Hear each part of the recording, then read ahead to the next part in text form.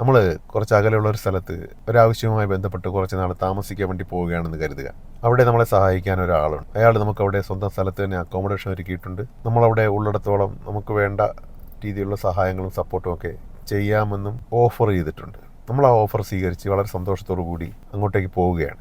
നമുക്കറിയാം, നമ്മളൊരല്പമെങ്കിലും ചിന്തിക്കുന്ന ആളാണെന്നുണ്ടെങ്കിൽ കുറച്ച് ദിവസം കൊണ്ട് തന്നെ പരമാവധി ആ വ്യക്തിയുടെ സ്വഭാവങ്ങളും ചിട്ടവട്ടങ്ങളും താല്പര്യങ്ങളും ഒക്കെ മനസ്സിലാക്കി നമ്മൾ അതിനനുസരിച്ച് സ്വയം അഡ്ജസ്റ്റ് ചെയ്ത് അവിടെ താമസിക്കുന്നിടത്തോളം കാലം അദ്ദേഹത്തിന് ഒരു ബുദ്ധിമുട്ടുണ്ടാകാത്ത രീതിയിൽ കഴിയാൻ നോക്കും. അദ്ദേഹം ചെയ്തു തരുന്ന സപ്പോർട്ടുകൾക്കെല്ലാം നന്ദിയും പറയും. അങ്ങനെയാണെന്നുണ്ടെങ്കിൽ തീർച്ചയായിട്ടും നമ്മളവിടെ കഴിയുന്നിടത്തോളം കാലം ആ വ്യക്തിയുമായുള്ള നമ്മുടെ ബന്ധം നല്ല സൗഹാർദ്ദപൂർവ്വമായിരിക്കും. തുടർന്ന് അങ്ങോട്ടും എത്ര വേണമെങ്കിലും സപ്പോർട്ട് ചെയ്യാനും സഹായിക്കാനും അദ്ദേഹം തയ്യാറാവുകയും ചെയ്യും. അതേസമയം നമ്മൾ ആ വ്യക്തിയുടെ താല്പര്യങ്ങളെയോ ചിട്ടകളെയോ ഒന്നും ഒരല്പവും മാനിക്കാതെ നമ്മുടെ തന്നെ വ്യക്തിപരമായ താല്പര്യങ്ങൾക്ക് മാത്രം മുൻഗണന കൊടുത്ത് മുന്നോട്ട് പോകുന്ന ഒരാളാണെന്നുണ്ടെങ്കിൽ സ്വാഭാവികമായിട്ടും കുറച്ച് നാളുകൾക്കുള്ളിൽ തന്നെ ആ ബന്ധത്തിൽ അസ്വാരസ്യങ്ങൾ ഉണ്ടാവുകയും ആ വ്യക്തിയുടെ സൗഹൃദം കുറയുകയും സപ്പോർട്ട് കുറയുകയും നമുക്ക് പിന്നെ തുടർന്ന് ഒറ്റപ്പെടലും ബുദ്ധിമുട്ടുമൊക്കെ തുടർന്ന് അങ്ങോട്ട് ഉണ്ടാകാനും സാധ്യതയുണ്ട്.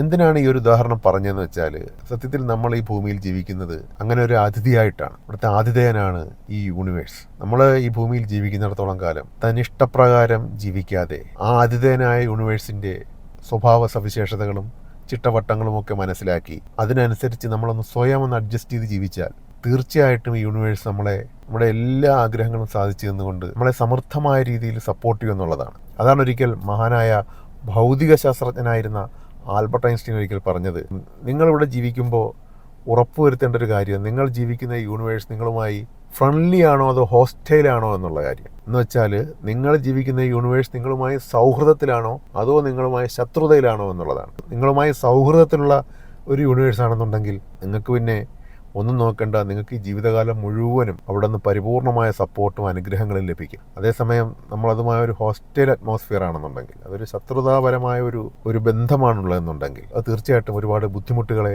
ആകർഷിപ്പിക്കാനും സാധ്യതയുണ്ട്. അപ്പോൾ എന്താണ് നമ്മൾ മനസ്സിലാക്കിയിരിക്കേണ്ട യൂണിവേഴ്സിൻ്റെ സ്വഭാവവും ചിട്ടവട്ടങ്ങളും? സ്വഭാവം എന്ന് പറഞ്ഞാൽ അതിൻ്റെ വാല്യൂസാണ്. ചിട്ടവട്ടങ്ങൾ എന്ന് പറയുമ്പോൾ ഈ യൂണിവേഴ്സൽ ലോസ്, പ്രപഞ്ച നിയമങ്ങളാണ്. അത് കൃത്യമായി മനസ്സിലാക്കി അതിനനുസരിച്ച് നമ്മുടെ ജീവിതം ചിട്ടപ്പെടുത്തിയാൽ തീർച്ചയായും ഈ പ്രപഞ്ചശക്തി നമ്മളോട് എപ്പോഴും സൗഹൃദമായിരിക്കുകയും നമ്മുടെ എല്ലാ ആഗ്രഹങ്ങളും സാധിച്ചു തന്നുകൊണ്ട് അത് നമ്മളെ സമൃദ്ധമായി അനുഗ്രഹിക്കുകയും ചെയ്യും. എല്ലാവരും അതിനുവേണ്ടി പരിശ്രമിക്കുക. കൂടുതൽ പറയാം. താങ്ക്